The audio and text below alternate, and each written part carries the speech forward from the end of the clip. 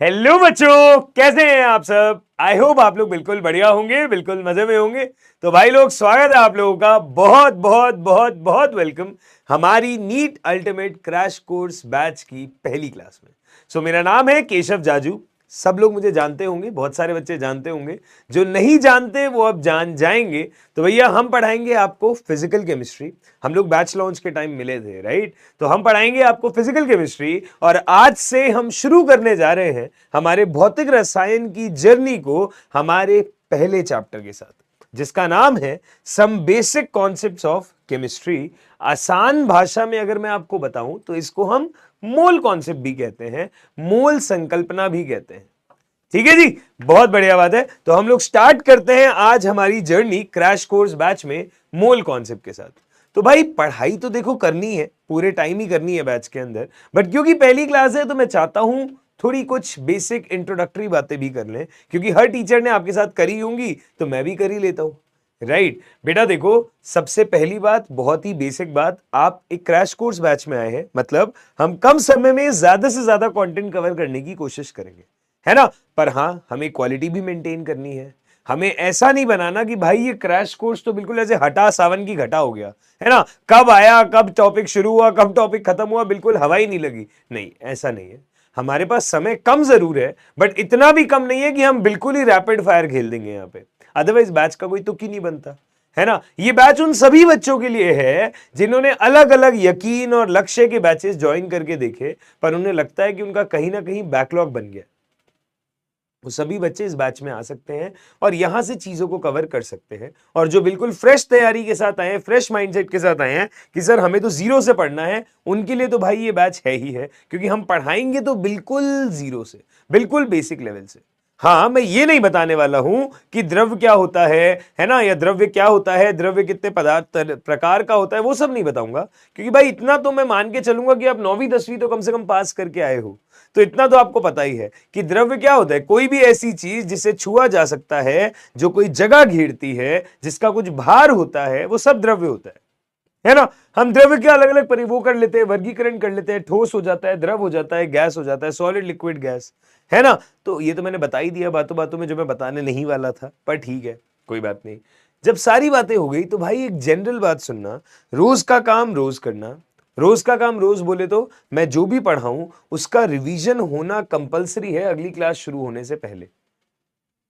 आज आपकी क्लास खत्म हुई, आप शाम तक इसके नोट्स को ढंग से रिवाइज करिए। जब एक बार आपने नोट्स को रिवाइज कर लिया है, तो जब आप अगली क्लास में आते हैं उससे पहले भी एक बार नोट्स को आंखों से निकाल के आइए, सारे अच्छे से अपने नोट्स बना लीजिए जब शाम को रिवाइज करते हैं, और उन नोट बने हुए नोट्स को एक बार जरूर देख के आए अगली क्लास की शुरुआत से पहले, सो दैट आपको एक आइडिया रहे कि भाई ये पढ़ाया गया था, ये पढ़ाने वाले हैं। शुरुआत में आपको थोड़ा हल्का लगेगा ये सब, है ना, बहुत लाइट लगेगा, बट जैसे जैसे हम समय में आगे बढ़ेंगे, चीजों की कॉम्प्लेक्सिटी बढ़ेगी, डिफिकल्टी बढ़ेगी, यही चीजें बाद में भारी लगने लग जाती है। तो बहुत ही एलिमेंट्री बात है कि नोट्स का डेली रिवीजन तो होना ही है। इसके साथ आपको डीपीपीज मिलने वाली हैं, उन डीपीपीज को आप लोग जरूर जरूर जरूर अच्छे से ट्राई करके आएंगे, ठीक है, परफेक्ट तरीके से ट्राई करके आएंगे। आपको ऐप पे क्विज फॉर्म में मिलेगी, मैं तो यही कहूंगा कि क्विज फॉर्म में ट्राई करो। उसमें क्या होता है, समय चलता रहता है, आपको पता है आपको इतने समय में सवाल ट्राई करके देखना है। बन जाता है बहुत बढ़िया, नहीं बनता तो सॉल्यूशन आ जाएगा, आप देखें और पहचानें कि आपने गलती कहां करी। इसके अलावा एक सेकंड यार, यहां पे कुछ तो इश्यू है, एक सेकंड। हाँ जी, बहुत सही, कुछ तो टेक इशू था, बट ठीक है, नाउ इट्स मैनेज्ड, बहुत बढ़िया। तो भाई हम क्या बात कर रहे थे कि आपको रोज का काम रोज करना है, डीपीपीज मिलेगी उसे ट्राई करना है, मॉड्यूल से मैं जो भी होमवर्क दूंगा उसको जरूर करना है। एंड यार, सबसे इंपॉर्टेंट बात, जब भी कोई नया बैच आता है ना, तो शुरुआत में बड़ा जोश होता है, बड़ा एक्साइटमेंट होता है बच्चों में कि भाई बिल्कुल पेपर फोड़ देंगे और कुछ करके दिखाएंगे, और बस हमने तो कसम खा ली है धरती मैया की, अपने मम्मी पापा की, और उस लुटे हुए प्यार की, कि भैया वो प्यार हमको इसलिए नहीं मिल पाया क्योंकि अभी हम डॉक्टर नहीं बने हैं, तो अब डॉक्टर बनेंगे और फिर गाना गाएंगे, ठुकरा के मेरा प्यार मेरा इंतकाम देखेगी, है ना। तो भाई ये जोश शुरुआत में तो रहता है, बट फिर जैसे जैसे बैच आगे बढ़ता है, एक दो चैप्टर्स होते हैं, टेस्ट हो जाता है, थोड़ा सच का सामना मिल जाता है, और अगर नंबर नहीं आ रहे होते हैं, तो फिर हम कहते हैं अरे हटाओ, क्या पढ़ना।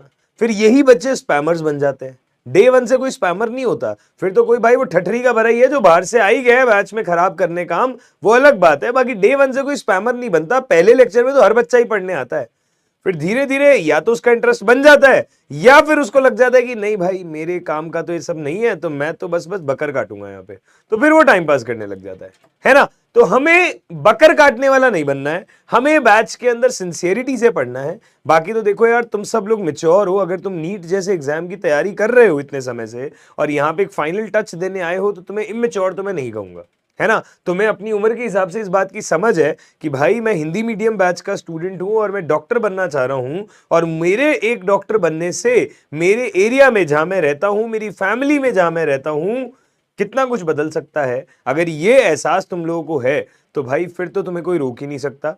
और अदरवाइज अगर लगता है कि भाई सब ठीक है, कोई दिक्कत नहीं है, घर सेटल है, नहीं भी होगा तो कुछ ना कुछ काम चल जाएगा, पिताजी डोनेशन तो देके कुछ ना कुछ करा ही देंगे, और अगर डॉक्टर नहीं बना तो भाई पापा के साथ दुकान पे तो बैठ ही जाऊंगा, अगर ऐसा कुछ है तो फिर भाई मैं डे वन पे ही कह रहा हूं कि कोई जरूरत ही नहीं है फालतू इसके भी 2-3 हजार रुपए बैच खरीदने के मत ही लगा।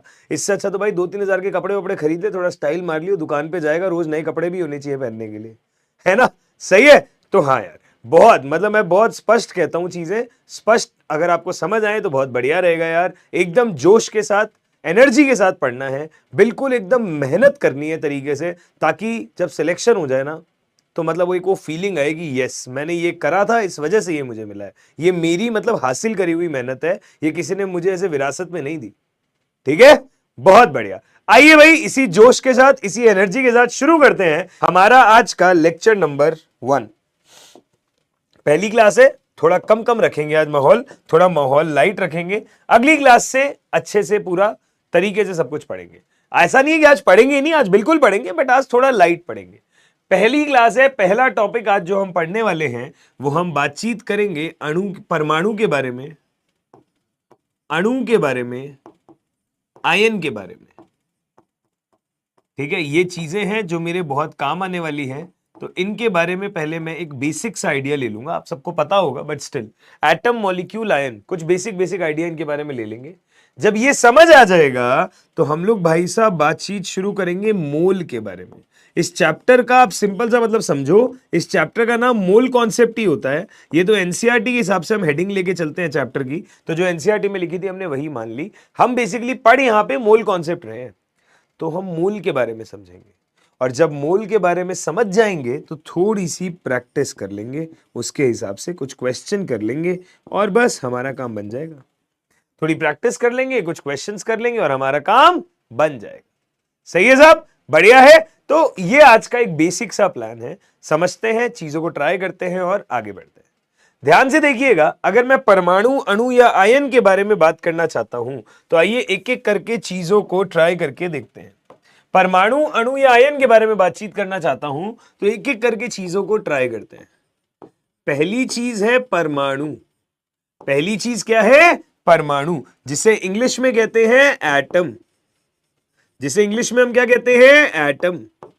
ध्यान से देखिएगा, ध्यान से देखिएगा। परमाणु, यदि मैं परमाणु के बारे में आप लोगों से बातचीत कर रहा हूं तो प्लीज मेरी बात को गौर से सुना जाए। क्या होता है परमाणु?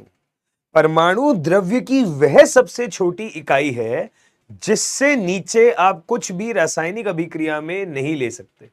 अगर आपको कोई रासायनिक अभिक्रिया करवानी है तो न्यूनतम इकाई जो आपके काम आएगी वो आएगी एटम। ठीक है, तो हम कहते हैं द्रव्य की वह सबसे छोटी इकाई, द्रव्य की सबसे छोटी इकाई द्रव्य की सबसे छोटी इकाई जो किसी रासायनिक अभिक्रिया में हिस्सा ले सकती है, द्रव्य की सबसे छोटी इकाई जो किसी रासायनिक अभिक्रिया में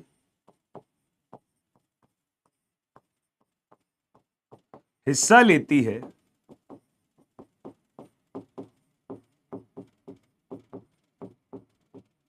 वो कहलाता है परमाणु, एटम।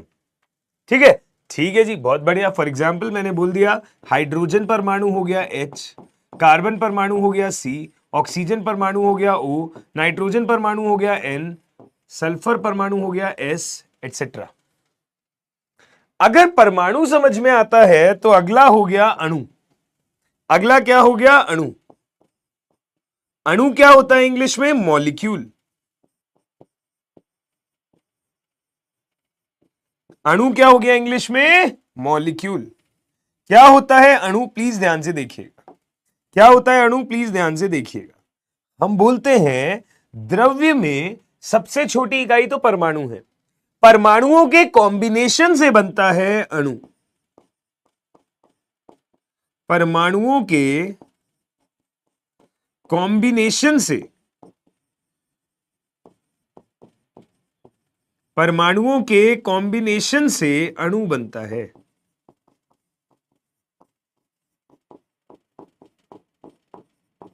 ठीक है साहब, बहुत बढ़िया।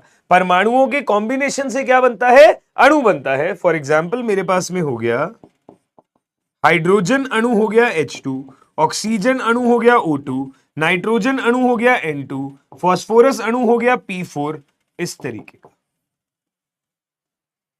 ठीक है, इस तरीके से हमारे पास में अणु बनते हैं। देन हमारे पास में एक चीज होती है आयन। देन हमारे पास में एक चीज क्या होती है? आयन। प्लीज ध्यान से देखिएगा, जिसे हम लोग इंग्लिश में कहते हैं ये ION। हमारे पास एक चीज है आयन। ध्यान से देखें, समझें। हम लोग बोलते हैं आयन हमारे पास दो तरीके से है भाई। एक होता है धनायन, जिसे हम लोग इंग्लिश में कहते हैं कैटायन। एक होता है दोस्त ऋणायन, जिसे हम लोग इंग्लिश में कहते हैं एनायन। प्लीज ध्यान से देखना, एक होता है धनायन, एक होता है ऋणायन।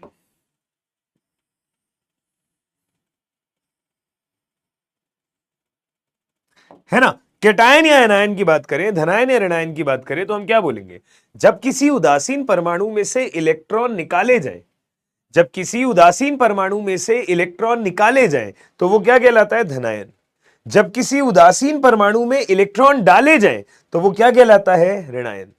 यानी कि मैंने बोला सोडियम एक उदासीन परमाणु है, अगर मैंने बोल दिया Na+ तो वो हो गया धनायन, कि सोडियम में एक इलेक्ट्रॉन कम कर दिया। मैग्नीशियम एक उदासीन परमाणु है, अगर मैंने बोल दिया Mg+2 तो ये हो गया धनायन, कि मैग्नीशियम में 2 इलेक्ट्रॉन आपने कम कर दिए।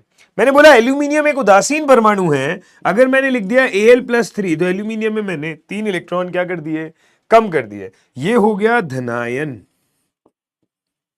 ये क्या हो गया? धनायन। यदि ऋणायनों की बात करते हैं तो मैंने बोला क्लोरीन मेरे पास एक उदासीन परमाणु है, अगर आपने एक इलेक्ट्रॉन एक्स्ट्रा ऐड कर दिया तो वो बन गया Cl-। ठीक है। मेरे पास में सल्फर एक उदासीन परमाणु है, अगर मैंने 2 इलेक्ट्रॉन और ऐड कर दिए तो बन गया Sp-2 सल्फाइड आयन। H मेरे पास एक उदासीन परमाणु है, अगर मैंने H पे माइनस ऐड कर दिया तो ये बन जाएगा हाइड्राइड आयन। ये क्या बन जाएगा? Hydride ion. ध्यान से देख पा रहे हैं क्या चीजों को? कोई दिक्कत है तो बताइए। ये हो गया धनायन और ये हो गया ऋणायन, राइट? कोई समस्या तो नहीं है? बहुत अच्छे। तो धनायन ऋणायन हो गया, परमाणु हो गया, अणु हो गया। बात ही आती है सर क्या परमाणु से भी छोटा कुछ होता है क्या? परमाणु से भी छोटा कुछ होता है क्या? तो हां जी भाई, बिल्कुल होता है। परमाणु से छोटा भी होता है। क्या होता है? बहु परमाणु स्पीशीज। परमाणु से छोटे भी क्या होते हैं? बहु परमाणु स्पीशीज। प्लीज मेरी बात को ध्यान से देखना। वैसे तो इस चीज को डिटेल में हम लोग पढ़ेंगे अगले चैप्टर में जब आएगा परमाणु की संरचना, परंतु अभी हम अपने न्यूमेरिकल एस्पेक्ट में इस चीज को काम में लेंगे, तो क्यों ना अभी डिस्कस कर लें परमाणु के अंदर और क्या होता है।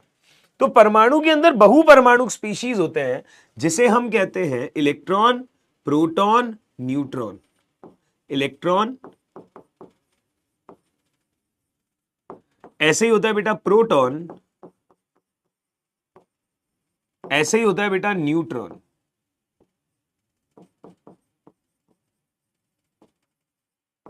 ठीक है, इलेक्ट्रॉन, प्रोटॉन, न्यूट्रॉन।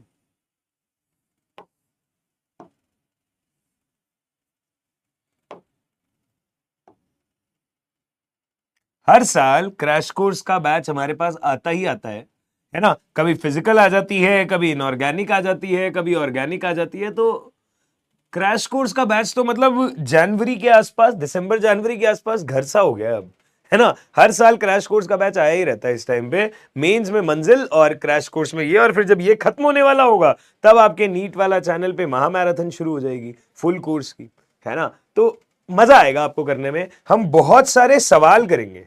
देखो मुझे ऐसा लगता है कि प्रैक्टिस के लिए क्वेश्चंस बहुत जरूरी हैं, पर बच्चों को जब मैं ये बात कहता हूं कि क्वेश्चंस बहुत जरूरी हैं, तो बच्चों ये कहते हैं कि सर आप क्वेश्चंस कम करवाते हो। मैं तुम्हें शुरुआत में ही कह रहा हूं, पर मेरा ऐसा है कि मैं क्वेश्चन कम नहीं करवाता। मुझे ऐसा होता है कि अगर एक कॉन्सेप्ट सिखा दिया, उस टाइप का एक सवाल करवा दिया, उस टाइप में 2 सवाल और करवा दिए। अब भाई एक कॉन्सेप्ट पे 3 सवाल बहुत हैं। अगर मैं एक ही कॉन्सेप्ट पे 20 सवाल रगड़ दूंगा तो तू घर पे जाके क्या करेगा? अगर 20 सवाल एक ही तरीके के मैंने करवा दिए तो फिर तेरी प्रैक्टिस कैसे होगी बेटा? और फिर मेरा कोर्स आगे कैसे बढ़ेगा? है ना। मुझे 1 साल तक मूल कॉन्सेप्ट तो नहीं पढ़ाना, नहीं तो मैं पूरी एन अवस्थी, नीरज कुमार और हर अच्छी अच्छी बुक करवा दूं क्लास के अंदर।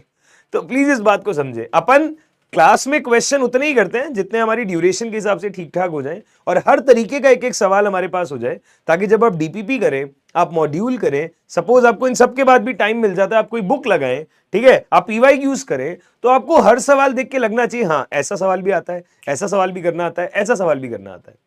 मैं वो नहीं कर सकता कि भाई मैं क्लास के अंदर 30 सवाल करवा दूं एक ही टाइप के, फिर अगला कॉन्सेप्ट 30 सवाल करवा दूं एक ही टाइप के। मैं नहीं कह रहा कि ये तरीका गलत है, बट मैं ये कह रहा हूं कि मैं ये तरीका फॉलो नहीं करता हूं, मैं आपको पहले ही बता रहा हूं। बट हाँ, हमारे नोट्स देखने के बाद में इस बात की गारंटी है कि जब आप एग्जाम का कोई सवाल करेंगे, कोई भी चैप्टर पढ़ के सवाल करेंगे, तो ये आप नहीं कह पाएंगे कि सर ये तो आपने देखो चोरी कर ली, ये तो आपने नहीं पढ़ाया। ऐसा कभी भी नहीं होगा, ठीक है। हम लोग इस चीज को बहुत प्राइड लेते हैं पीडब्ल्यू के अंदर कि भाई हम जब पढ़ाते हैं चीजें, और जब नीट का पेपर बच्चे का आता है, तो जो सिंसियर बच्चा है वो ये बात कहता जरूर है कि सर जो पढ़ाया वही आया। ठीक है, सभी जगह हो रहा होगा, बट हम अपनी बात कर रहे हैं, तो बस उसी चीज को कैरी फॉरवर्ड करने चलेंगे आगे। तो मैंने बोला परमाणु के अंदर 3 स्पीशीज होते हैं, इलेक्ट्रॉन, प्रोटॉन और न्यूट्रॉन। कैसे होता है, क्या होता है, ध्यान से देखें। सपोज करिए मेरे पास कोई उदासीन परमाणु है, लेट्स से नाइट्रोजन परमाणु है बेटा जी। उसके नीचे यहां लिखा जाता है उसका परमाणु क्रमांक, और ऊपर लिखा जाता है इसका परमाणु भार। सीखेंगे भार के बारे में भी सारी बातचीत अभी, पर हाँ अभी हमें ये डेटा पता है। तो आप ध्यान से देखिएगा, हम इस चीज को जनरली ऐसे रिप्रेजेंट करते हैं कि कोई तत्व है X जिसका परमाणु क्रमांक है Z और उसका परमाणु भार है A। तो हम बोलेंगे कि यदि मुझे प्रोटॉन की संख्या बतानी है यहां पे, यदि मुझे प्रोटॉन की संख्या बतानी है यहां पे, तो प्रोटॉन की संख्या हो जाएगी जितना भी परमाणु क्रमांक है वो, ठीक है। अगर मुझे न्यूट्रॉन की संख्या बतानी है तो न्यूट्रॉन की संख्या हो जाएगी परमाणु भार माइनस परमाणु क्रमांक, परमाणु भार माइनस परमाणु क्रमांक। और अगर मुझे इलेक्ट्रॉन की संख्या बतानी है तो इलेक्ट्रॉन की संख्या हो जाएगी जितनी भी प्रोटॉन की संख्या है माइनस आवेश, जितनी भी प्रोटॉन की संख्या है माइनस आवेश। आवेश अगर इस स्पीशी पे कुछ है तो, अगर धनात्मक आवेश है तो वो लिखोगे आप बेसिकली इसको विद साइन लिखते हो।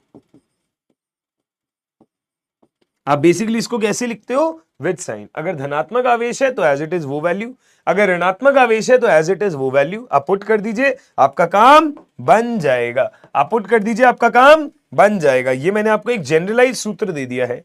तो जैसे अगर मैंने इस नाइट्रोजन वाले एग्जाम्पल की बात करी, तो हम यहां पे क्या बोलेंगे, हम बोलेंगे 7 तो यहां पे है प्रोटॉन, क्योंकि Z की वैल्यू 7 है, साथ ही न्यूट्रॉन है 14 माइनस 7। और अगर मैं इलेक्ट्रॉन की बात करूं तो ये हो जाएगा प्रोटॉन की संख्या एज इट इज 7, चार्ज इस पे कोई है नहीं 0, तो ये हो जाएगा 7 इलेक्ट्रॉन। तो साथ ही प्रोटॉन, साथ ही न्यूट्रॉन, साथ ही इलेक्ट्रॉन। बढ़िया है, बहुत अच्छी बात है, बहुत अच्छी बात है। आगे देखिए, आगे देखिए प्लीज मेरी बात। अगर मैंने एक और एग्जाम्पल ले लिया, अगर मैंने एक और एग्जाम्पल ले लिया आपको समझाने के लिए, सपोज करिए मैंने बोला सल्फर है जिसपे -2 चार्ज है।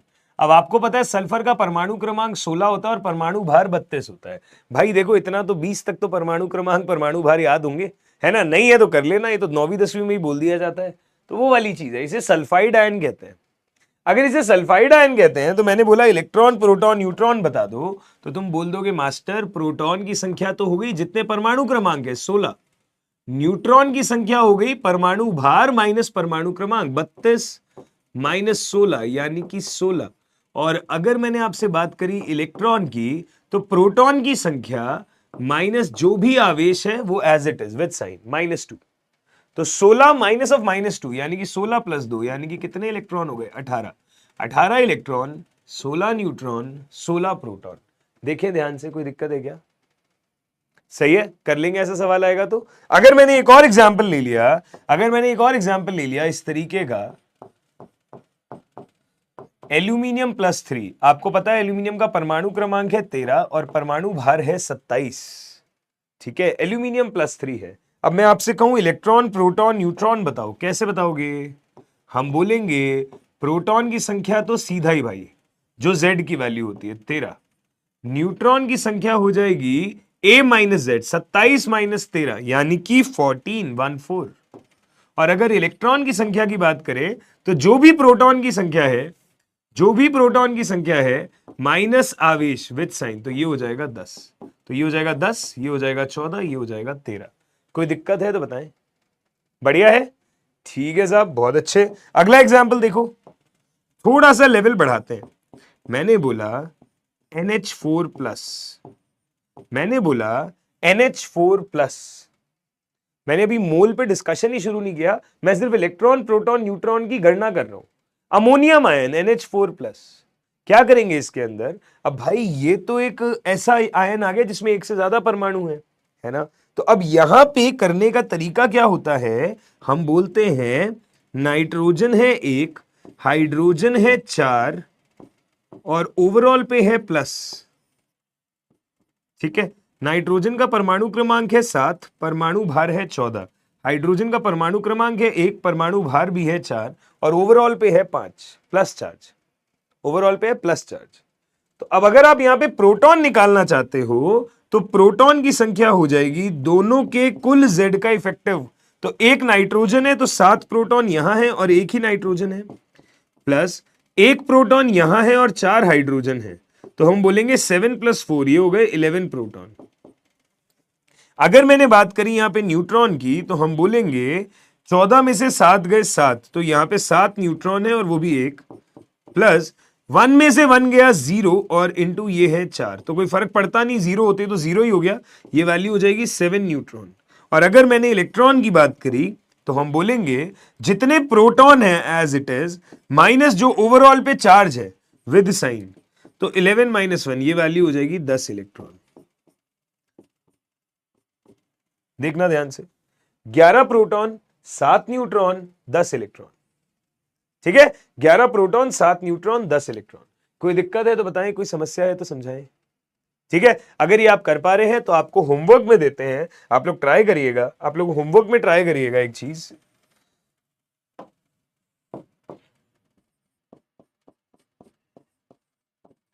कार्बोनेट आयन में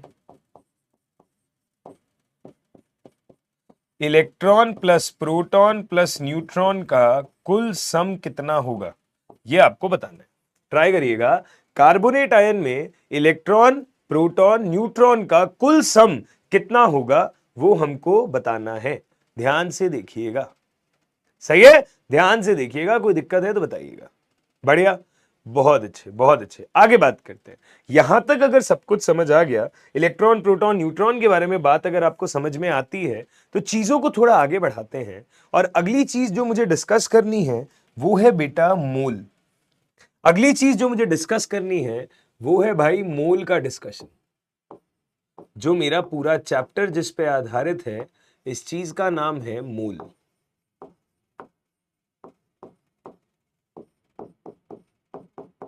मेरी एक बात सुनना, ये जो आपका परमाणु है, जो अणु है, जो आयन है, इन्हें हम मिला के ना कभी कभी एक नाम दे देते हैं। मतलब मिला के क्या, सिर्फ ये बहुत सारे अगर परमाणु हैं, अगर या अणु की बात हो रही है या आयन की बात हो रही है, मुझे एक जनरलाइज वर्ड अगर इन सबके लिए कॉमन यूज करना है तो मैं एक जनरलाइज वर्ड जो यहां पे यूज कर सकता हूं वो होता है स्पीशीज।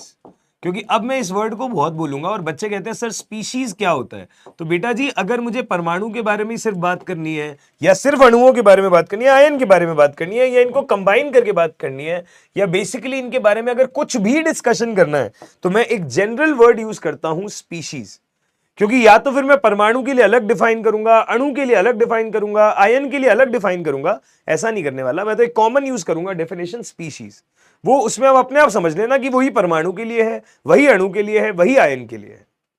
फॉर एग्जाम्पल, अगर मैंने मोल की डेफिनेशन की बात करी कि आखिर मोल होता क्या है, अगर मैंने ये बात करनी चाहिए कि आखिर मोल होता ही क्या है, तो आप सुने ध्यान से। मोल का मतलब क्या होता है?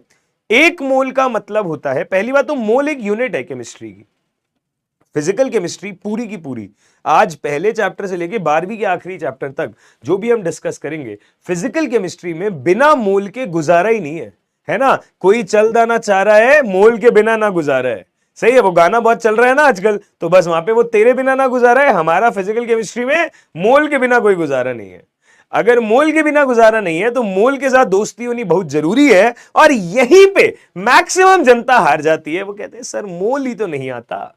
अभी भी बहुत सारे वीडियो देखते हुए सोच रहे होंगे यार यही तो नहीं आता था सर।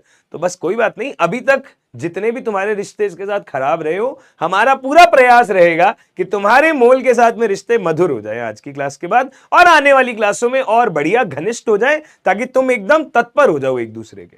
ठीक है, चलिए जी ध्यान से देखिएगा। अगर मैं मोल की बात करता हूं तो हम बोलते हैं एक मोल जो है ये क्या होता है? हम बोलते हैं एक मोल जो है वो Na स्पीशीज का संग्रह होता है ना। सीधी बात, नो बकवास।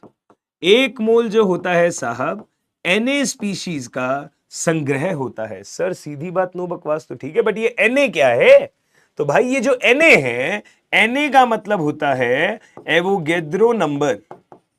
एवोगैड्रो नाम का एक साइंटिस्ट था, उसने एक नंबर, एक नियतांक दिया, और उसको उसने एक बड़ा सा नंबर था तो उसको उसने शॉर्ट में Na कह दिया। इसकी वैल्यू होती है 6.023 इंटू 10 की घात 23। 6.023 इंटू 10 की घात 23। ठीक है, कुछ लोग इसको 6.022 इंटू 10 की घात 23 भी पढ़ते हैं, और कुछ लोग इसको कैलकुलेशन के पर्पज से ये भी यूज कर लेते हैं। कुछ भी गलत नहीं है, कुछ भी सही नहीं है। आपको जैसे सवाल में आसान आंसर लाने का मौका मिले, आप तो उसको कर दीजिए यूज, आप तो उस चीज को कर दीजिए यूज। एवोगैड्रो नंबर कहते हैं। वन मोल क्या होता है? Na स्पीशीज का संग्रह होता है। कि भाई जब इतनी चीजें 10 की घात 23 का मतलब समझ रहे हो तुम, जब इतनी चीजें एक साथ होती है कहीं पे, तो उसे वन मोल कहते हैं। फॉर एग्जाम्पल, सपोज करिए मेरे पास में एक जोड़ी जूते हैं, तो एक जोड़ी में कितने जूते होते हैं? 2। तुम्हें कैसे पता? सर बचपन से पढ़ा है, सुना है, एक जोड़ी का मतलब 2 ही होते हैं। ठीक है, एक दर्जन केले लेने गया मैं मार्केट, तो एक दर्जन में कितने केले आएंगे? 12 केले आएंगे। तुम्हें कैसे पता? सर यूनिट है, हमने बचपन से सुना है यार, कैसी बातें कर रहे हो आप। ठीक है, तो एक दर्जन का मतलब 12 होता है। बहुत अच्छी बात है। ऐसे ही एक जोड़ी का मतलब 2 होता है। वैसे ही बेटा एक मोल का जो मतलब है वो इतना होता है। जब तुम्हें वो नहीं पता एग्जैक्टली कहां से आया, तो ये भी बस ध्यान रखो कि भाई वन मोल का मतलब होता है इतने स्पीशीज। अब स्पीशीज का मतलब मैंने आपको बताया था, परमाणु भी हो सकते हैं, अणु भी हो सकते हैं, आयन भी हो सकते हैं। केमिस्ट्री के अंदर तो यही है भाई, यहां पे केला सेब टमाटर तो चलेगा नहीं। ठीक है, तो यही है हमारे पास में। तो हम बोलेंगे जब इतने सारे परमाणु या इतने सारे अणु या इतने सारे आयन एक साथ होते हैं, तो उस चीज को बार बार इतना बड़ा नंबर यूज करने की बजाय हम कह देते हैं वन मोल, और इस नंबर को भी शॉर्ट में कह देते हैं Na। ठीक है, क्योंकि परमाणु बहुत छोटे छोटे साइज के होते हैं, बहुत छोटे, मतलब माइक्रोस्कोपिक लेवल पे भी बहुत मुश्किल से दिखते हैं। तो भाई उतने के इतने सारा नंबर भी कोई बहुत बड़ी क्वांटिटी नहीं है, इतना सारा नंबर भी उसकी कोई बहुत बड़ी क्वांटिटी नहीं है, इसको कहते हैं वन मोल। सही है, तो बेटा जी परमाणुओं के लिए, अणुओं के लिए, आयन के लिए, जिसको हम स्पीशीज कह रहे हैं आसान भाषा में, वन मोल कहा जाता है इसे। ठीक है ना, अच्छी बात। अगर इसे वन मोल कहा जाता है तो मैंने बोला इतनी चीजें जब एक साथ होंगी तो वो वन मोल कहलाएंगी। जैसे कि अगर मैंने आपको एग्जाम्पल के तौर पे बोला, तो ध्यान दीजिएगा, हम बोलेंगे मेरे पास वन मोल पेंसिल्स हैं। अगर मैं कह रहा हूं मेरे पास वन मोल पेंसिल्स हैं, तो इसका मतलब मैं तुमसे क्या कन्वे करना चाह रहा हूं कि मेरे पास कितनी पेंसिल हैं? मेरे पास इतनी पेंसिल हैं बाबा। कितनी पेंसिल्स हैं? Na पेंसिल्स हैं। राइट। अगर मैं तुम्हें कह रहा हूं मेरे पास 5 मोल पेंसिल है, तो भाई इसका मतलब मेरे पास गिनती में कितनी पेंसिल है? मेरे पास 5 Na पेंसिल्स हैं। कोई प्रॉब्लम है तो बता दो। अगर मैंने कहा मेरे पास 100 मोल पेंसिल है,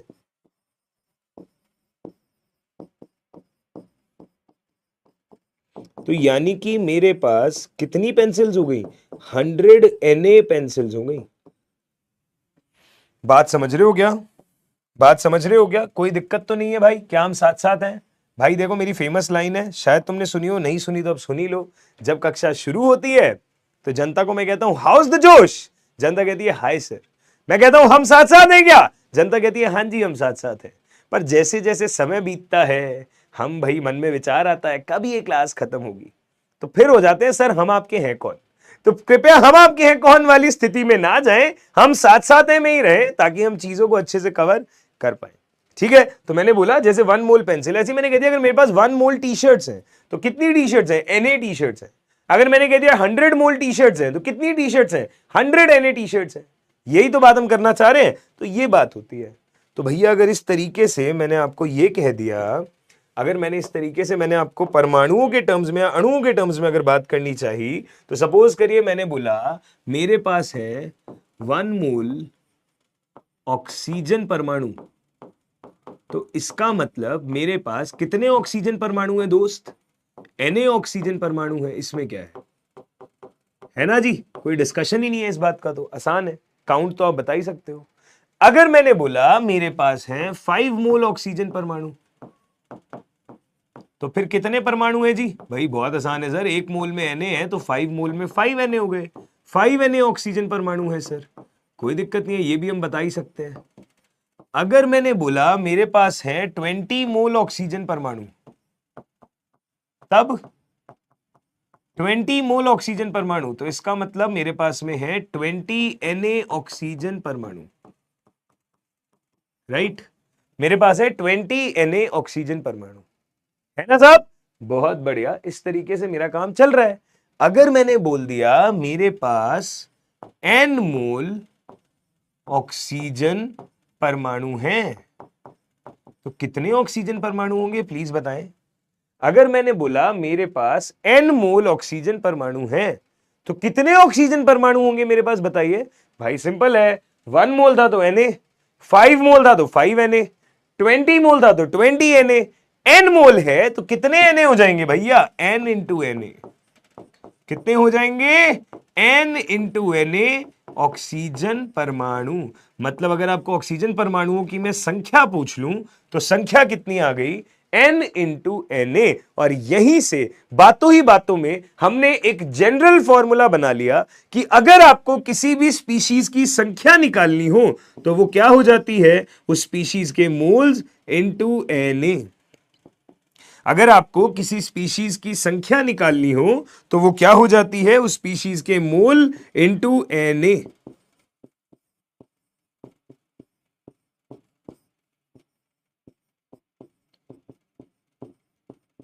अगर किसी स्पीशीज की संख्या निकालनी हो तो वो हो जाती है उसके मोल इंटू Na। और Na क्या हो जाता है? एवोगैड्रो नियतांक। Na क्या हो जाता है? एवोगैड्रो नियतांक। आई होप आपको ये बात अच्छे से समझ आई हो। आई होप आपको ये बात अच्छे से समझ आई हो। मैंने हमारे चैप्टर का पहला फॉर्मूला आप लोगों के सामने डिस्कस किया है। मुबारक हो भाई, बहुत बहुत मुबारक।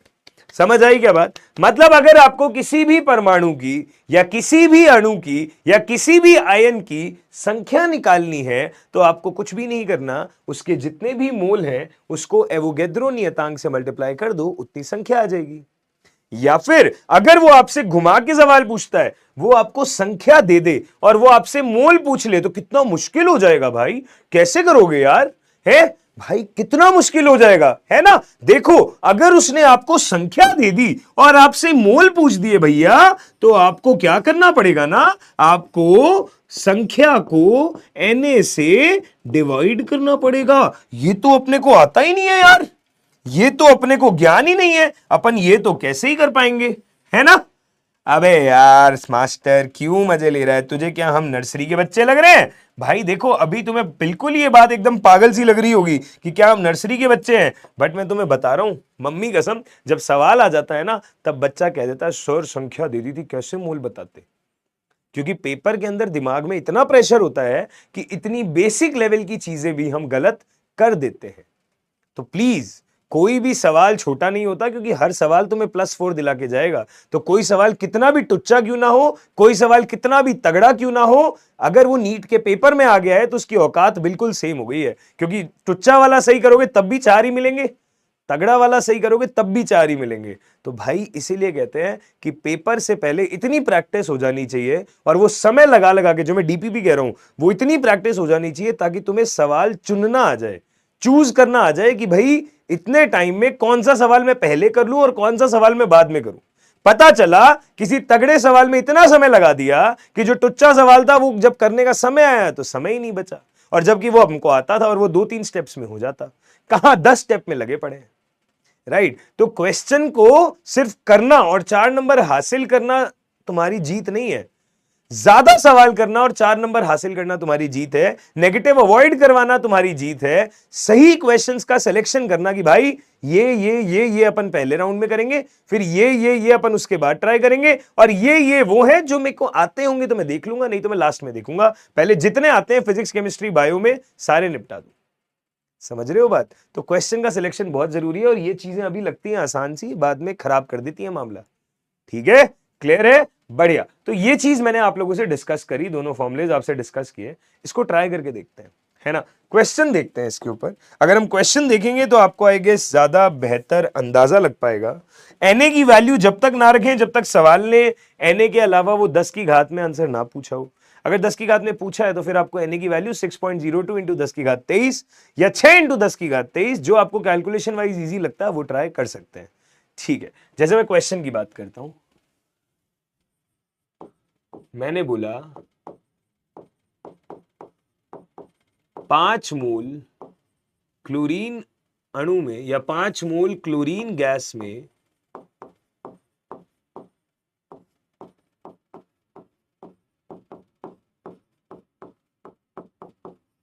ज्ञात कीजिए, 5 मोल क्लोरीन गैस में ज्ञात कीजिए ए पार्ट अणुओं की संख्या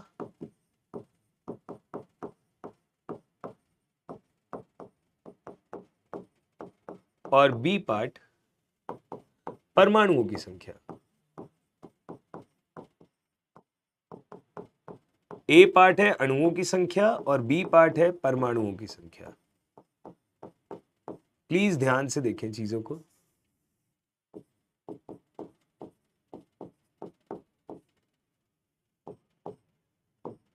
ए पार्ट है अणुओं की संख्या और बी पार्ट है परमाणुओं की संख्या। प्लीज ध्यान से देखिएगा। 5 मोल क्लोरीन गैस में ज्ञात कीजिए कितने अणु होंगे और कितने परमाणु, कितने अणु होंगे और कितने परमाणु। ट्राई करेंगे क्या? प्लीज ट्राई करना इस सवाल को, जल्दी से ट्राई करो।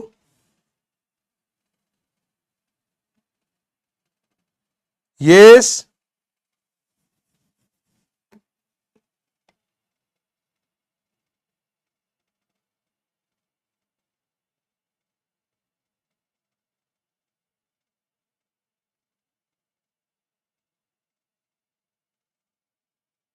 हाँ भाई, डन है क्या?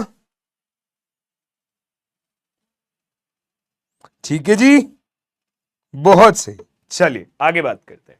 अगर मुझे डिस्कस करना है तो पहले आपको यह एहसास होना जरूरी है कि क्लोरीन गैस का क्या मतलब है। तो क्लोरीन गैस है मतलब Cl2, क्लोरीन गैस है मतलब Cl2।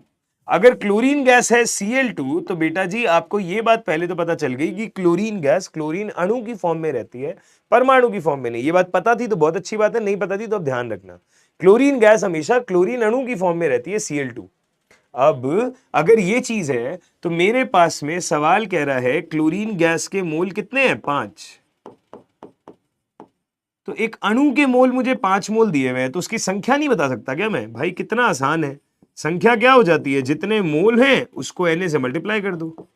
है ना। 1 मोल में Na, 2 मोल में 2 Na, 3 मोल में 3 Na और 5 मोल में 5 Na अणु, 5 Na अणु बन गए।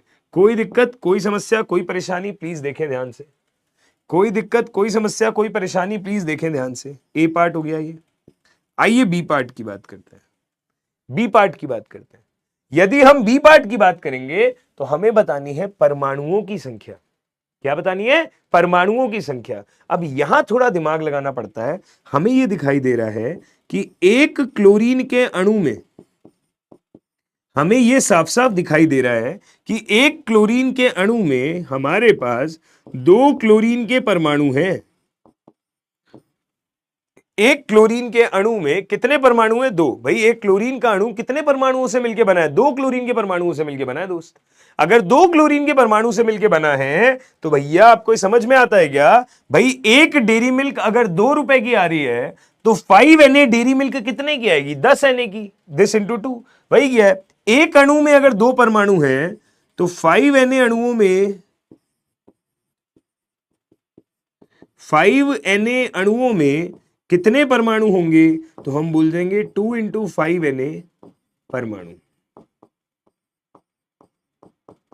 2 इंटू 5 Na क्लोरीन परमाणु, यानी कि कितने क्लोरीन परमाणु? 10 Na। यानी कि कितने क्लोरीन परमाणु? 10 Na। यानी कि वैल्यू क्या हो जाएगी? हम बोल देंगे वैल्यू कितनी हो जाएगी। आइए डिस्कस करते हैं।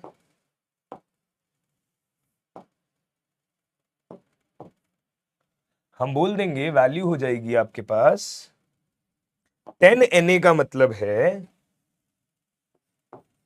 क्लोरीन परमाणुओं की संख्या है 10 Na परमाणु, यानी कि वैल्यू आ जाएगी 10 इंटू 6.02 इंटू 10 की घात 23 क्लोरीन परमाणु, यानी कि वैल्यू आ गई 6.02 इंटू 10 की घात 24 क्लोरीन परमाणु। 6.02 इंटू 10 की घात 24 क्लोरीन परमाणु। यस, कोई दिक्कत है तो बताएं, कोई समस्या है तो बताएं। आसान था, सब कुछ हो गया इजीली। डन है, बढ़िया बढ़िया। ये हो गए क्लोरीन परमाणु। तो बी पार्ट हमारा हो गया ये परमाणुओं की संख्या, ए पार्ट हो गया अणुओं की संख्या। ठीक है, अगला क्वेश्चन करते हैं, थोड़ा सा मेल खाता हुआ। आई गेस ये आप लोगों को समझ आया होगा। अगला सवाल देखना। सवाल कह रहा है 12.046 इंटू 10 की घात 24 ओजोन अणुओं में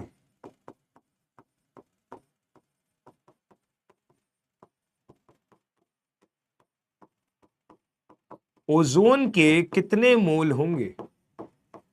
ओजोन के कितने मोल होंगे? ठीक है, ओजोन के कितने मोल होंगे,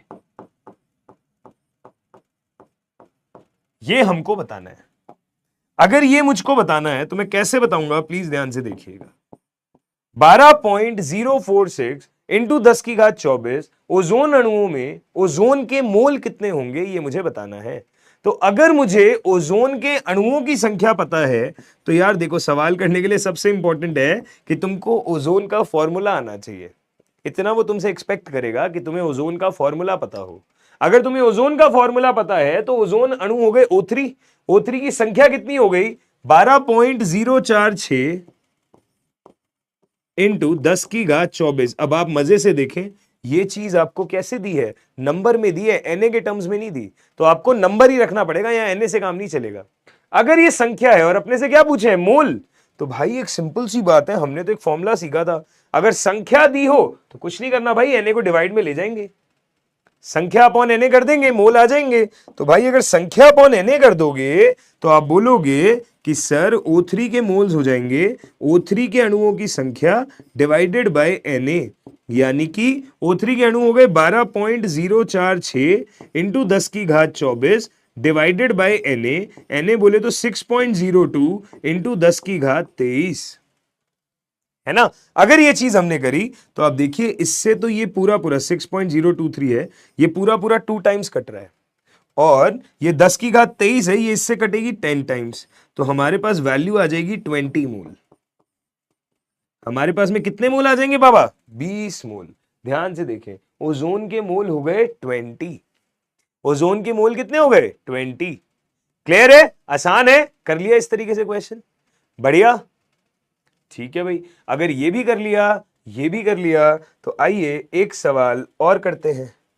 आइए एक सवाल और करते हैं, ध्यान से देखिएगा क्वेश्चन क्या कह रहा है, प्लीज ध्यान से सुने। 0.1 मोल CO2 गैस में ज्ञात कीजिए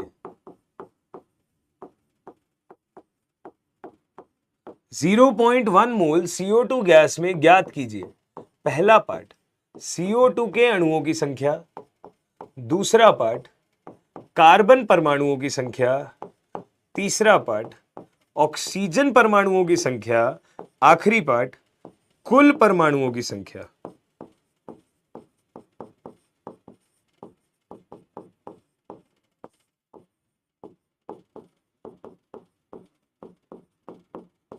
है ना? ये 4 पार्ट्स हैं जो हमको एक एक करके सॉल्व करने हैं। ये 4 पार्ट्स हैं जो हमको एक एक करके सॉल्व करने हैं। प्लीज ध्यान से देखिए, प्लीज ध्यान से देखिए। हमारे पास 0.1 मोल CO2 है ना? हमें 4 पार्ट्स दिए गए हैं, हमें एक एक करके सॉल्व करने हैं। CO2 के अणुओं की संख्या, कार्बन के परमाणुओं की संख्या, ऑक्सीजन के परमाणुओं की संख्या और कुल परमाणुओं की संख्या। कैसे करेंगे, क्या करेंगे, डिस्कस करते हैं ध्यान से। प्लीज मेरी बात को गौर से सुनिएगा। अगर मेरे पास CO2 के मोल हैं और मुझे CO2 के अणुओं की संख्या बतानी है, तो हम क्या करेंगे? अगर मोल पता है और अणु बताने हैं, तो हम बोलते हैं कि भाई मोल जो है वो किसके बराबर होते हैं बताना ध्यान से। या आपको ये पता है कि संख्या जो है वो किसके बराबर होती है? मोल्स इंटू Na के। संख्या जो है वो किसके बराबर हो जाती है? मोल्स इंटू Na के। ये एक सिंपल सा फॉर्मूला हमने आज की क्लास में सीखा है और ये फॉर्मूला में सब कुछ करवा देगा। पहला पार्ट CO2 के अणुओं की संख्या, क्योंकि CO2 खुद एक अणु है, तो इसके लिए भाई सिंपल सी बात है, CO2 के मोल निकाल दो, इंटू Na कर दो। अब CO2 के मोल कितने दिए हुए हैं? 0.1, तो हमने बोल दिया 0.1 Na अणु, 0.1 Na अणु। ये हो जाएंगे हमारे पास CO2 के अणुओं की संख्या। ये क्या हो जाएगी हमारे पास में? CO2 के अणुओं की संख्या 0.1 Na, राइट? ये हो जाएगी मेरे पास CO2 के अणुओं की संख्या 0.1 Na। अच्छी बात है। दूसरा पार्ट, कार्बन की संख्या बताओ। अब भाई जब एक अणु का डेटा दिया हो और उसमें मौजूद अलग अलग परमाणुओं की बात आपसे वो करे कि भाई एक अणु है CO2, उसमें कार्बन परमाणु भी है, ऑक्सीजन परमाणु भी है, उसकी संख्या बताओ, तो प्लीज इस बात को गौर से देखिएगा कि मैं ये कह सकता हूं क्या, एक CO2 अणु के अंदर, एक CO2 अणु के अंदर हम बोलेंगे एक होता है कार्बन परमाणु और 2 हो जाते हैं ऑक्सीजन परमाणु, है ना? एक CO2 के अणु के अंदर एक होता है कार्बन परमाणु और 2 होते हैं ऑक्सीजन परमाणु। अगर ये बात मुझे पता है कि एक कार्बन परमाणु है और 2 ऑक्सीजन परमाणु है, तो हम क्या करेंगे? हम क्या करेंगे? हम कहेंगे एक कार्बन परमाणु है, 2 ऑक्सीजन परमाणु है। प्लीज इस बात को ध्यान से समझने की कोशिश करें। एक CO2 का अणु है, इसमें एक कार्बन परमाणु है, 2 ऑक्सीजन परमाणु है, तो हम ये कह सकते हैं क्या कि एक छोटी सी ट्रिक है, इसको ध्यान रखना। CO2 के जो भी अणु होंगे, CO2 पूरा अगर एक अणु है, तो इसमें एक है कार्बन परमाणु, एक है 2 कितने हैं? ऑक्सीजन परमाणु। बस मैंने कुछ नहीं किया, उसका नाम अपॉन उसके अंदर मौजूद परमाणु या अणु की जो संख्या है उसको ऐसे लिख दिया। प्लीज ध्यान से देखें, एक और एग्जांपल करवा दूंगा, आपको इस पे कॉन्फिडेंस आ जाएगा, बट अभी ध्यान से देखें। CO2 का जो भी अणु है वो टोटल एक अणु है और इस एक अणु में एक कार्बन परमाणु है, 2 ऑक्सीजन परमाणु है, तो मैंने उनकी संख्या के नाम अपॉन उनकी इसके अंदर संख्या एज इट इज लिख दी। अब गौर से देखें, मुझसे बी पार्ट में सिर्फ कार्बन की संख्या पूछी है, सी पार्ट में सिर्फ ऑक्सीजन की संख्या पूछी है, तो मैंने इन दोनों में अगर क्रॉस मल्टीप्लाई करा, अगर मैंने इन दोनों में क्रॉस मल्टीप्लाई करा, तो मुझे यह बात समझ में आई कि जितने कार्बन परमाणु होंगे, क्या उतने ही CO2 परमाणु होंगे, CO2 अणु होंगे, है ना, क्योंकि 1:1 का रेशियो है। तो बेटा CO2 अणु तो आप निकाल चुके हो, कितना 0.1 Na,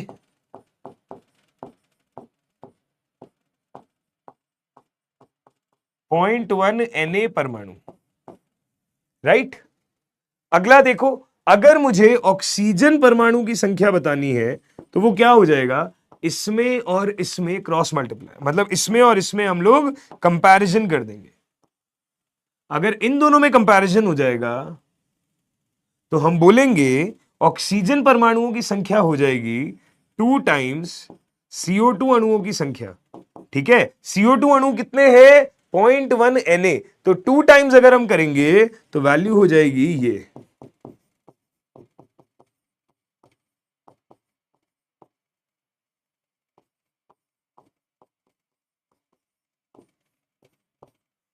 यस, प्लीज ध्यान से देखें, ये हो गए कार्बन परमाणु, ये हो गए ऑक्सीजन परमाणु। कोई दिक्कत, कोई समस्या, कोई परेशानी? बढ़िया, डन है। तो ये एक बहुत इंपॉर्टेंट चीज है जो अगर हमें ध्यान रहे तो हमारा काम बन जाएगा। और डी पार्ट कह रहा है कुल परमाणुओं की संख्या, डी पार्ट कह रहा है कुल परमाणु, तो हम बोलेंगे कुल परमाणु बोले तो कार्बन परमाणुओं की संख्या प्लस ऑक्सीजन परमाणुओं की संख्या, यानी कि इन दोनों का सम 0.1 Na प्लस 0.2 Na, यानी कि टोटल हो जाएंगे 0.3 Na परमाणु। टोटल हमारे पास कितने परमाणु हो जाएंगे, 0.3 Na। बढ़िया है, टोटल हमारे पास 0.3 Na परमाणु हो जाएंगे। बढ़िया है ना, बहुत अच्छी बात है, बहुत अच्छी बात है। देखें ध्यान से सवाल को, कोई दिक्कत है तो बताएं यहां तक, ध्यान से देखें सवाल को, कोई दिक्कत है तो बताएं यहां तक। यस, हाँ जी, हाँ भाई।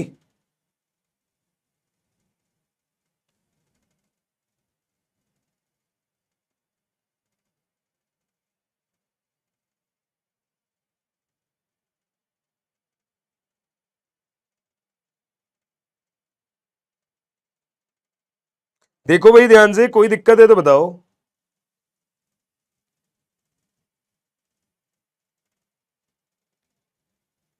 ठीक है क्या? अगर ये समझ में आया तो आओ ऐसा ही एक सवाल और करते हैं, ऐसा ही एक सवाल और करते हैं, वो आपको करना है। क्वेश्चन कह रहा है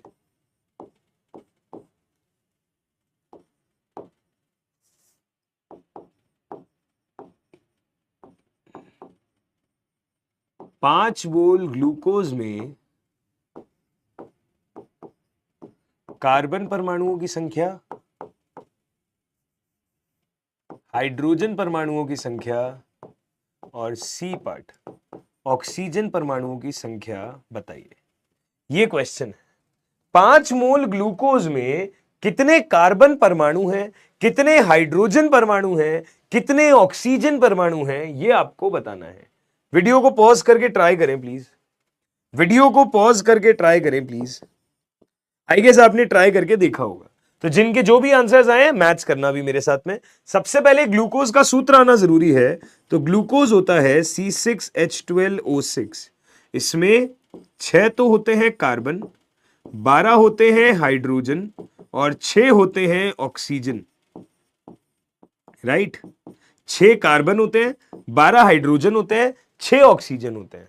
अगर ये चीज मेरे पास है तो मैं एक चीज बड़े ही बढ़िया तरीके से बोल सकता हूं कि भाई ग्लूकोज का जो अणु है उसके एक अणु में कितने कार्बन है, 6, कितने हाइड्रोजन है, 12, कितने ऑक्सीजन है, 6, राइट। ये चीज हमें पता है, ये चीज हमें पता है, बहुत बढ़िया। अगर ये चीज हमको पता है, अगर ये चीज हमको पता है तो आइए आगे बात करते हैं। अगर ये चीज हमको पता है तो आइए आगे बात करते हैं। अब यार जो भी चीजें मुझसे पूछी गई हैं वो मैं जब ही बता पाऊंगा जब मुझे ये पता होगा। जो भी चीजें मुझसे पूछी गई हैं वो मैं जब ही बता पाऊंगा जब मुझे ये पता होगा। और ये मुझे कब पता होगा, क्योंकि मुझे मोल पता है। तो मुझे पता है कि किसी अगर अणु के मोल पता हो और उस अणु की संख्या निकालनी हो तो हम बोल देते हैं उस अणु के मोल इनटू Na। उस अणु के मोल इंटू Na, यानी कि वैल्यू हो जाएगी 5Na अणु, वैल्यू हो जाएगी 5Na अणु। देखिए ध्यान से, वैल्यू क्या हो जाएगी 5Na अणु। ग्लूकोज के अणु पता चल गए? अगर ग्लूकोज के अणु पता चल गए तो इसमें पुट कर देंगे। पहला पार्ट है कार्बन के परमाणुओं की संख्या बतानी है। अगर कार्बन बताना है तो कार्बन से कंपेयर करें तो हम बोलेंगे ग्लूकोज जो होता है ये बराबर है कार्बन परमाणु की संख्या बाय 6, तो कार्बन परमाणु हो जाएंगे 6 टाइम ग्लूकोज परमाणु की संख्या के, है ना। तो हम बोल देंगे कार्बन परमाणुओं की संख्या हो जाएगी 6 इंटू 5Na, यानी कि कार्बन परमाणुओं की संख्या हो जाएगी 30Na परमाणु, है ना। कार्बन परमाणुओं की संख्या कितनी हो जाएगी? 30Na परमाणु। कोई दिक्कत है क्या? सही है साहब, 30Na परमाणु। बढ़िया। बी पार्ट देखो, बी पार्ट देखो, मेरे पास ग्लूकोज के अणु है, हाइड्रोजन के परमाणु की संख्या बतानी है, तो इसको और इसको क्रॉस मल्टीप्लाई कर देंगे तो हम बोलेंगे, वहां से हमें यह समझ में आ रहा है कि हाइड्रोजन के परमाणु हो गए 12 टाइम ग्लूकोज के अणुओं की संख्या, यानी कि 12 टाइम्स 5Na, यानी कि 60Na परमाणु, 60Na परमाणु। और आखिरी पार्ट है ऑक्सीजन के परमाणुओं की संख्या, तो ऑक्सीजन के परमाणुओं की संख्या क्या हो जाएगी? 6 टाइम ग्लूकोज के परमाणु की संख्या, अणु की संख्या, यानी कि वैल्यू कितनी आ जाएगी बच्चे? वैल्यू आ जाएगी 6 टाइम्स कितनी? 5Na अगेन, तो वैल्यू आ जाएगी 30Na परमाणु। तो यार इस तरीके से आपने तीनों पार्ट्स देखो आसानी से निकाल दिए। इस तरीके से आपने तीनों पार्ट्स जो हैं वो आसानी से निकाल दिए। 30 60 30। कोई दिक्कत है क्या? कोई समस्या है क्या? समझ में आई क्या बात अच्छे से? डन है भैया यहां तक? अगर यहां तक की चीजें समझ में आती हैं तो जैसे मैंने अणुओं में खेला, जैसे मैंने परमाणुओं में खेला, ठीक इसी तरीके से मैं आयन में भी खेल सकता हूं। कैसे खेल सकता हूं? आओ भाई एक टाइप का सवाल उस पर भी करके देखते हैं। हमने ये बोला, एक क्वेश्चन है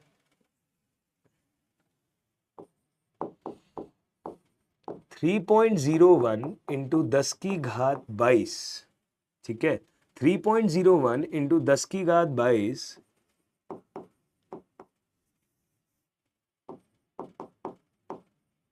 सल्फेट आयन में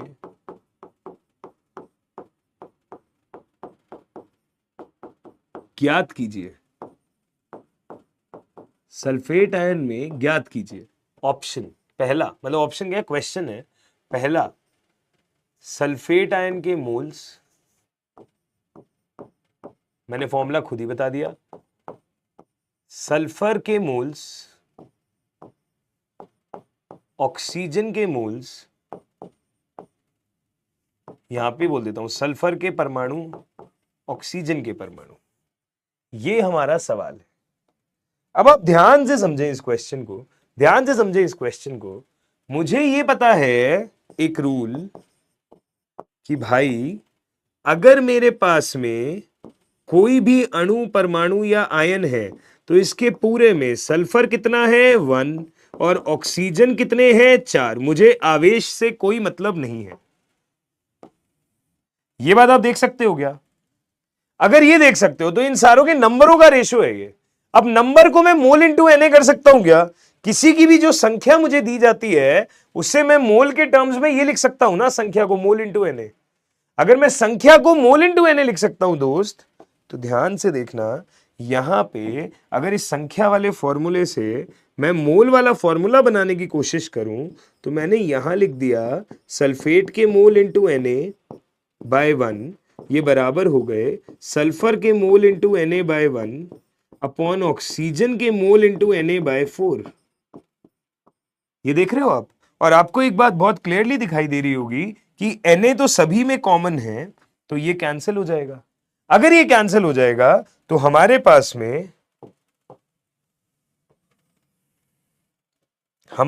में फाइनली क्या आएगा? सल्फेट के मोल बाय 1 ये बराबर है सल्फर के मोल बाय 1 ये बराबर है ऑक्सीजन के मोल बाय 4। प्लीज ध्यान से देखें, प्लीज ध्यान से देखें, क्या जो नंबर्स का रेशो है वही मोल्स का रेशो भी बन सकता है इस तरीके से? ठीक है, तो मैंने इससे देखो अब जाते जाते एक नया कॉन्सेप्ट भी बना दिया। अगर ये बना दिया तो अब तो सारे पार्ट सॉल्व भी हो जाएंगे भाई। अगर आप ए पार्ट की बात करेंगे तो ए पार्ट कह रहा है कि सल्फेट के आयनों की संख्या दी हुई है 3.01 इंटू 10 की घात 22। मैं आपसे कह रहा हूं मोल्स बताओ, तो आपको पता ही है मोल्स के लिए क्या करना है, नंबर को क्या करना है, Na से डिवाइड करना है। भाई अब तो कई बार प्रैक्टिस कर लिया, ये तो फॉर्मूला टिप पे आ जाना चाहिए। अगर ये कर दोगे तुम तो ये बन जाएगा 3.01 इंटू 10 की घात 22 डिवाइडेड बाय Na को लिख दूंगा 6.02 इंटू 10 की घात 23। आप प्लीज ध्यान से देखिए, ये तो इससे 1/2 टाइम्स कट गया, ये इससे 10 टाइम्स कट गया, तो वैल्यू आ गई 1/20 मोल। सल्फेट आयन के मोल कितने आ गए 1/20। अगर सल्फेट आयन के मोल्स आ गए 1/20 तो बी पार्ट है सल्फर के मोल और ऑक्सीजन के मोल और उनके परमाणु। तो प्लीज बी पार्ट देखिएगा, यहां से सल्फेट और सल्फर तो 1:1 में ही है, तो सल्फर के मोल थोड़े से डायरेक्ट लिखने की हिम्मत कर रहा हूं, ये हो जाएगा 1/20 मोल। और अगर मोल पता चल गए तो परमाणुओं की संख्या तो मोल्स इंटू Na ही होती है, तो ये वैल्यू हो गई Na/20 परमाणु। Na के टर्म्स में ही छोड़ रहा हूं मैं आंसर। ऐसे सी पार्ट हो जाएगा, ऑक्सीजन के मोल निकालने हैं, तो ऑक्सीजन के मोल कैसे हो जाएंगे, ये 1:4 का रेशो है। ऑक्सीजन के मोल अगर क्रॉस मल्टीप्लाई करोगे तो ये आएंगे 4 टाइम्स सल्फेट आयन के मोल, और अगर ये 4 टाइम्स सल्फेट आयन के मोल्स आएंगे तो सल्फेट आयन के मोल्स है 1/20। अगर आपने उसको 4 टाइम्स किया तो वैल्यू आएगी 1/5 मोल। अगर वैल्यू आएगी 1/5 मोल ऑक्सीजन के, तो बेटा जी अगर आप ऑक्सीजन के परमाणुओं की संख्या देखेंगे तो वैल्यू आएगी Na/5 परमाणु। वैल्यू क्या आएगी, Na/5 परमाणु कुल है, क्योंकि हम तो मोल को सीधा Na से मल्टीप्लाई कर देते हैं, बात इतनी सी होती है, कोई दिक्कत तो है नहीं। ठीक है ना, पक्का? आई गेस यहां तक की चीजें समझ में आई। तो बेटा अगर इतना समझ में आया तो मुझे लगता है आज के लिए पहले लेक्चर के लिए इतना बहुत था। यहां तक जो भी पढ़ाया इसको अच्छे से रिवाइज करिएगा। पहले लेक्चर है डीपीपी नहीं दे रहा हूं, अगले लेक्चर से डीपीपी स्टार्ट करेंगे।